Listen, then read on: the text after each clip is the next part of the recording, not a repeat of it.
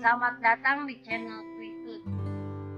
Channel ini akan membagikan khotbah-khotbah yang menguatkan iman kita. Seperti ada tertulis di dalam kitab Yohanes 11 ayat yang 13. Tapi apabila ia datang, yaitu Roh kebenaran, ia akan memimpin kamu ke dalam seluruh kebenaran. Sebab ia tidak akan berkata-kata dari dirinya sendiri, tetapi segala sesuatu yang didengarnya itulah yang akan dikatakannya, dan ia akan memberitakan kepadamu hal-hal yang akan datang. Shalom saudara terkasih di dalam Tuhan, balik lagi di channel Kristenku Inspiratif, dan kali ini kita kembali lagi bersama Pak Dautoni, di mana Pak Dautoni angkat bicara atas para menteri-menteri kabinet Jokowi mundur. Dan ini bisa menyebabkan chaos, tetapi Pak Dautoni bicara tenang saja karena ini beda dengan masa lalu.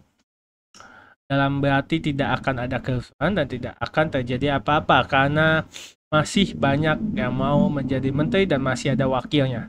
Mungkin tanpa basa-basi, mungkin langsung saja kita ke pembicaranya bersama Bapak Dautoni. Mari kita simak videonya. Shalom Pak Daud. Shalom Jonas. Apa kabar Pak? Oke, kita doa ya sekarang Jonas. Ya Pak. Aku mohon kuasa Yesus bekerja. Nyatakan kuasamu Tuhan, lawan seberani Tuhan. Kerajaan Tuhan datang dan jam menjadi.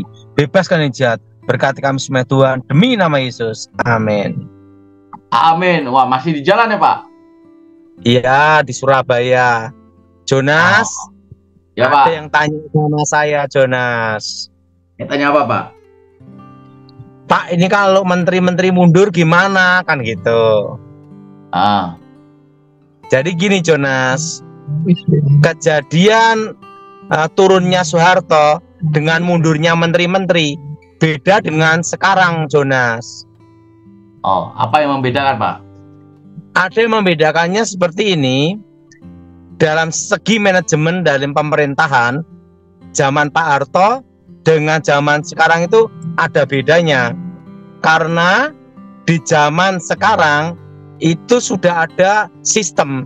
Nah, sistemnya itu dibuat waktu di zaman Pak SBY. Oke. Almarhum Jenderal Pramono Edi Wibowo mengajarkan saya tentang tata negara, tentang teritorial. Nah, di Indonesia itu makanya menteri itu harus ada namanya wakil menteri. Oke. Artinya kalau menterinya mundur, wakilnya naik. Oh, itu terjadi mulai eranya Pak SBY. Iya, itu almarhum Edi Wibowo itu memberitahu harus ada wakil menteri. Oh. Makanya kan kalau perhatikan zaman Pak SBY kan ada wakil menteri. Iya.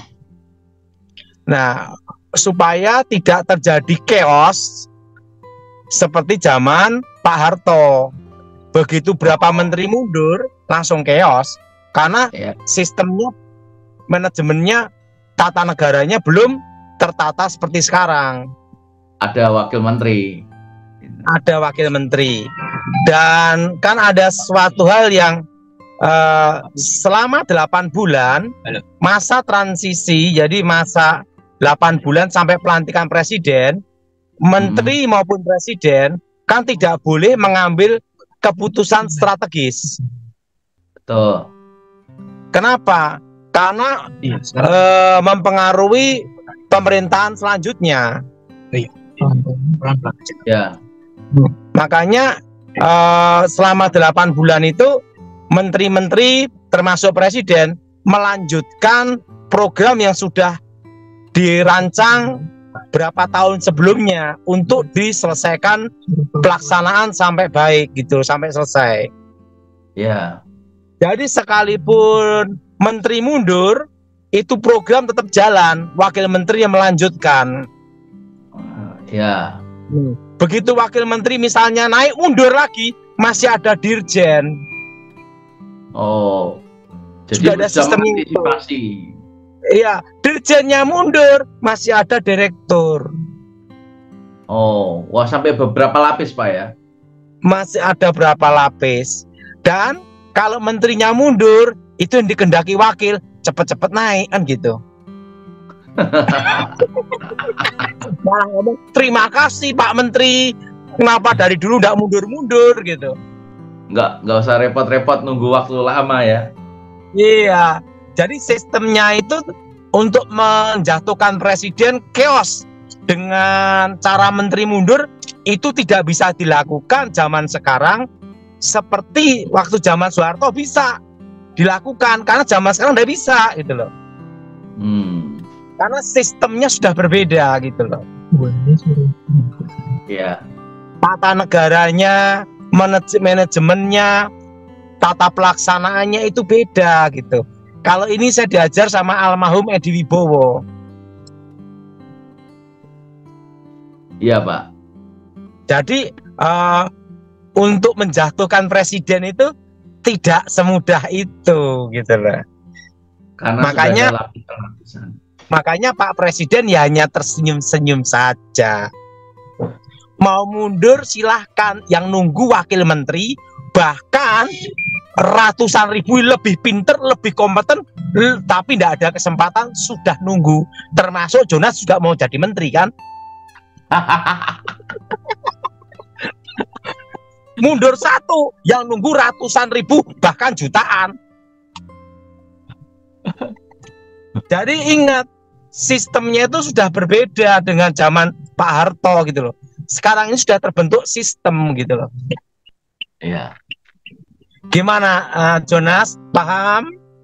Ya paham Pak. Jadi memang benar-benar diantisipasi ya untuk negara, untuk rakyat ya. Itu zaman Pak SBY itu. Ya. Jadi saya dikasih penjelasan sama almarhum Jenderal Edi Wibowo untuk membentuk namanya wakil menteri itu, tujuannya itu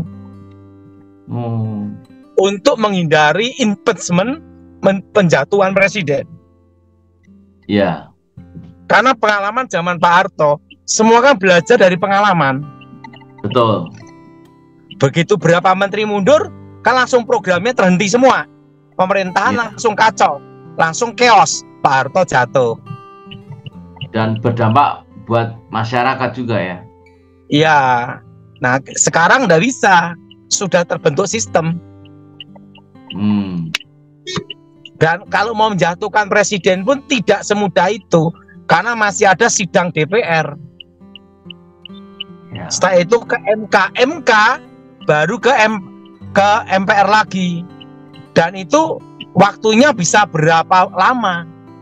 Nggak usah dijatuhkan, nggak usah turun, sudah turun sendiri presidennya. Udah waktunya selesai. Iya. Jadi buang-buang waktu, buang-buang ongkos gitu loh. Mau cara people power itu harus diimbangi dengan apa? Mundurnya menteri-menteri, tetapi sudah diantisipasi ada wakil menteri. Iya. Jadi untuk people power di sini tuh tidak semudah itu gitu loh. Ya. Belajar dari pengalaman sudah diantisipasi Pak ya. People power itu kan waktu terjadi 98 sehingga menteri-menteri mundur. Begitu menteri mundur, program terputus, tidak ada pelaksana, terjadilah chaos. Iya Pak. Nah, Presiden Soeharto jatuh. Karena waktu itu tidak ada wakil menteri. Iya. Jadi pelaksanaannya selanjutnya programnya terhenti semua. Iya. Kalau sekarang menterinya mundur pun wakil menteri ngomong terima kasih, kenapa tidak dari dulu mundur-mundur gitu loh.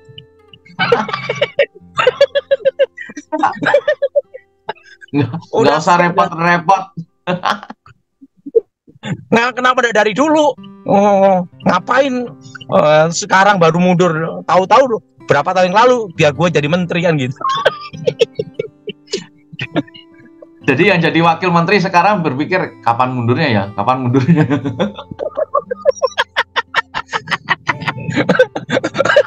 Kan langsung naik jadi menteri.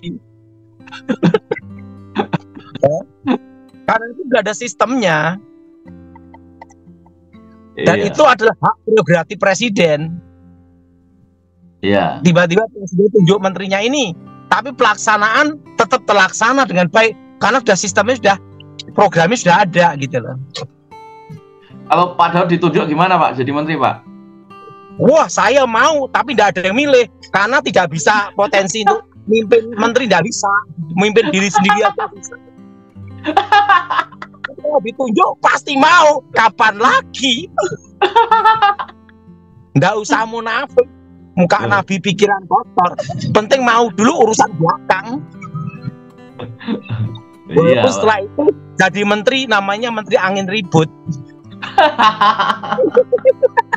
bikin pusing di mana-mana. Makanya kita tahu dirilah, nggak usah jadi menteri. Karena apa? Kita nggak ada potensi di situ. Udah paham Jonas? Ya paham Pak. Pahamnya gimana Jonas? Sistemnya udah Ya. beda gitu loh. Betul. Ya sekarang ada sistem yang luar biasa berlapis-lapis. Jadi ada menteri, ada wakil menteri, setelah itu ada Ya. dirjen, sama direktur. Dan untuk semua menjatuhkan udah ada program pelaksana, tinggal menyelesaikan sampai transisi presiden. ya Itu semua itu sudah ada plan A, plan B, plan C, plan D. Nah, udah saya dipersiapkan. banyak belajar dari kawan saya Wantimpres, Dewan Pertimbangan Presiden. Jadi eranya itu zaman Pak Harto sama sekarang itu beda. Jadi istilahnya mau menggulingkan presiden nggak mudah sekarang itu. Tidak mudah. Tidak semudah itu gitu loh. Walaupun Masih pakai ada people power ya. proses. People power pun harus ada yang namanya itu dasar hukum.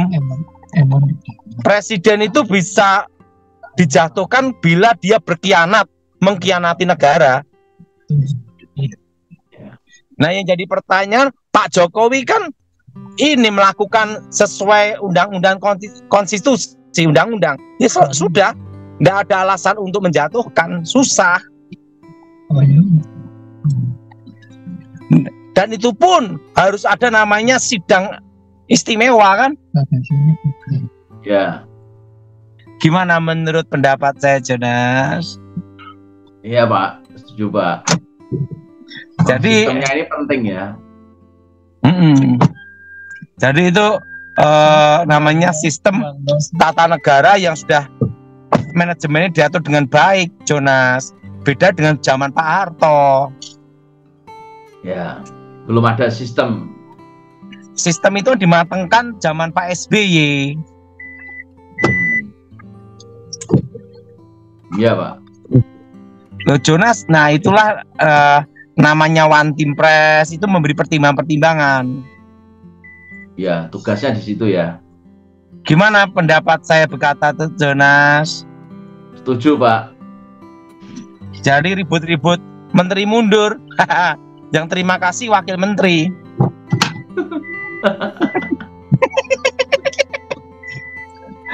Gimana Jonas? Iya Pak.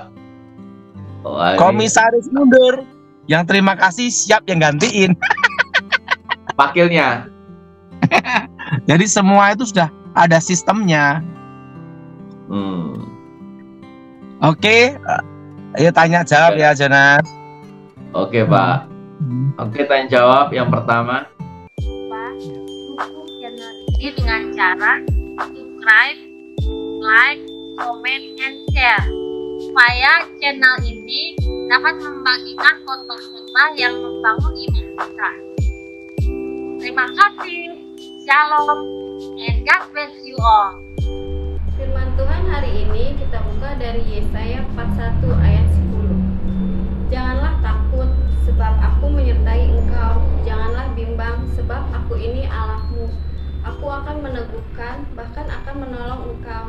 Aku akan memegang engkau dengan tangan kananku yang membawa kemenangan. Bagi saudara yang ingin mengikuti Zoom atau ingin didoakan, hubungi nomor admin yang ada di kolom deskripsi. Selamat menyaksikan, Tuhan Yesus memberkati. Salam jemaat Tuhan yang terkasih. Terima kasih banyak yang sudah mendukung channel ini. Semoga channel ini bisa menjadi berkat buat kita semua. Zaharia 9 ayat 9. Bersorak-soraklah dengan nyaring, hai puteri Sion, bersorak-sorailah, hai puteri Yerusalem. Lihat, rajamu datang kepadamu, ia adil dan jaya. Ia lemah lembut dan mengendarai seekor keledai beban yang mudah. Zaharia 7 ayat 9-10.